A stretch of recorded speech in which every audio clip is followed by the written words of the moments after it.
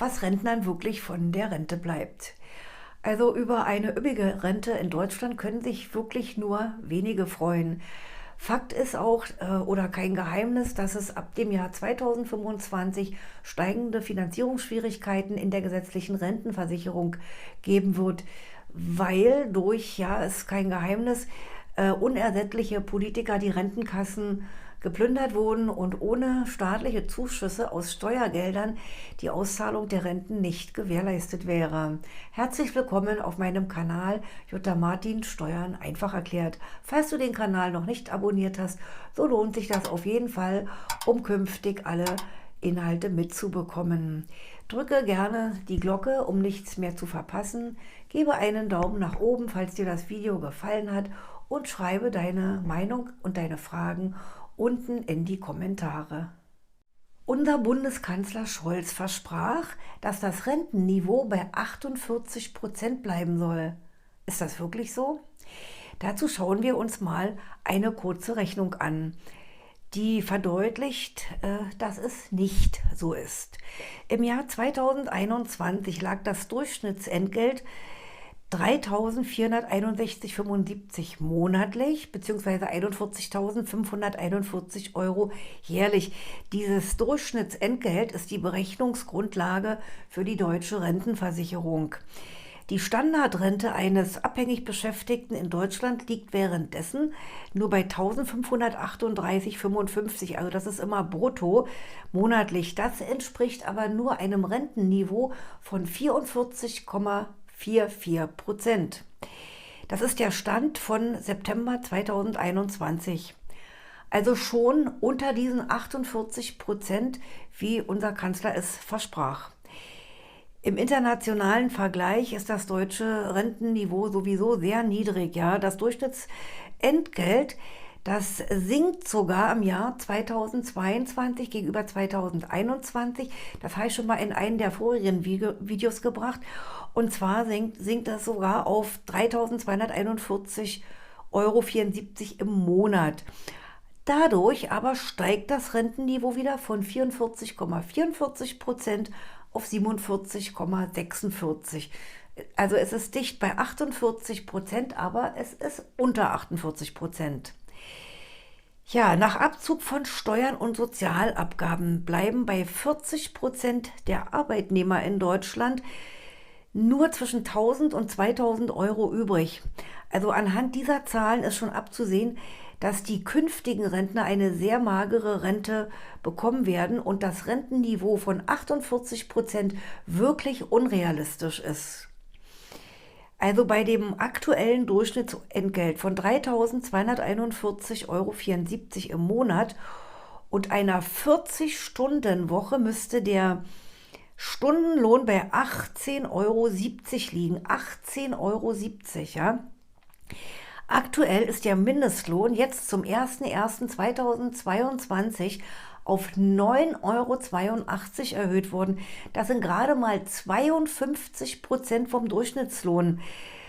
Und dann sind noch 12 Euro im Gespräch, aber selbst bei einem Mindestlohn von 12 Euro beträgt dieser nicht mal 2/3 des Durchschnittslohnes. Es sind nur 64%. In einem Interview im Juni 2021 sagte Scholz, wenn es in Deutschland viele Jobs mit ordentlichen Löhnen gibt, ist die Rente sicher. Ja, ordentliche Löhne. Wenn der Stundenlohn 18,70 Euro betragen müsste und wir sind jetzt bei 9,82 Euro Mindestlohn, da kann man nicht von ordentlichen Löhnen reden. Also kann man schon sehen, dass die Rente nicht sicher ist. Also ist jetzt meine Meinung, soll sich jeder für sich entwerten. Aber wir haben das schon mal gehört, dass die Renten sicher ist vom Bundesminister für Arbeit und Sozialordnung, damals von dem Norbert Blüm, der mit dem Satz ja sein Markenzeichen schuf, die Rente ist sicher, ne? Kennen wir. Gegenüber der Süddeutschen Zeitung erklärte Olaf Scholz, dass er eine umfassende Korrektur der Rentenbesteuerung verspricht. Aber wie das im Einzelnen aussehen soll, hat er nicht zu Papier gebracht. Ja, Fakt ist aber, dass die Altersarmut bei Senioren zunimmt und die Grundsicherung auf einem Rekordstand ist, kann man sagen. Liebe Rentner, glaubt ihr immer noch, dass die Rente sicher ist? Jeder sechste Rentner in Deutschland ist armutsgefährdet. Ist das nicht erschreckend?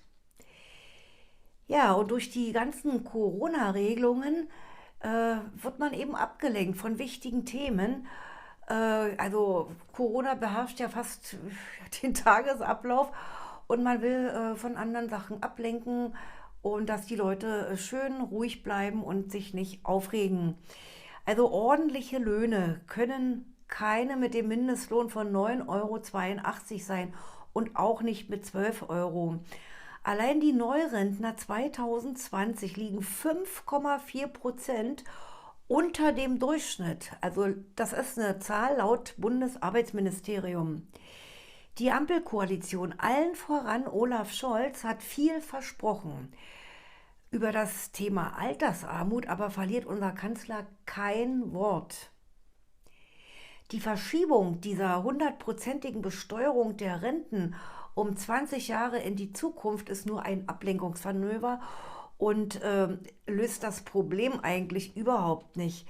Was bleibt den Rentnern nach Abzug von Krankenversicherung, Pflegeversicherung und Steuern?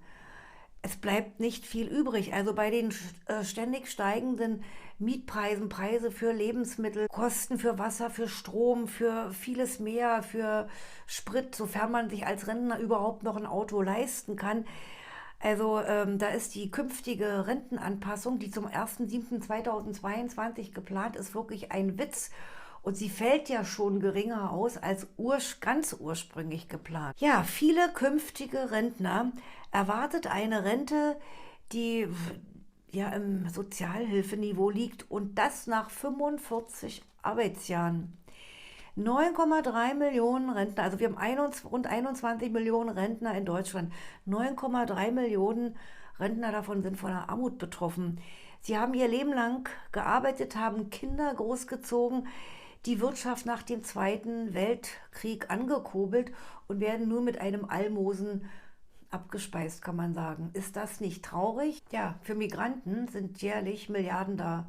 Für die eigenen Rentner fehlt leider das Geld. Ich habe im Jahr 2007 einen dreiteiligen Film gesehen, der hieß Der Aufstand der Alten und der spielte im Jahr 2030. Es war erschreckend, aber könnt ihr mal googeln, Der Aufstand der Alten, ein Film aus dem Jahr 2007, der in 2030 spielt. Was ich da gesehen habe, ich habe es nicht vergessen und glaub mir, es wird wahrscheinlich vieles von dem, was da berichtet wurde, so kommen in unserem Leben. Wird es tatsächlich diesen Aufstand der Alten geben und das Kommando die zornigen Alten? Schreibt eure Meinung in die Kommentare, lasst es mich wissen.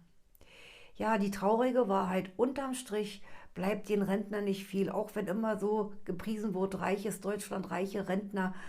Aber wenn man genau hinguckt, sieht die Wirklichkeit ganz anders aus.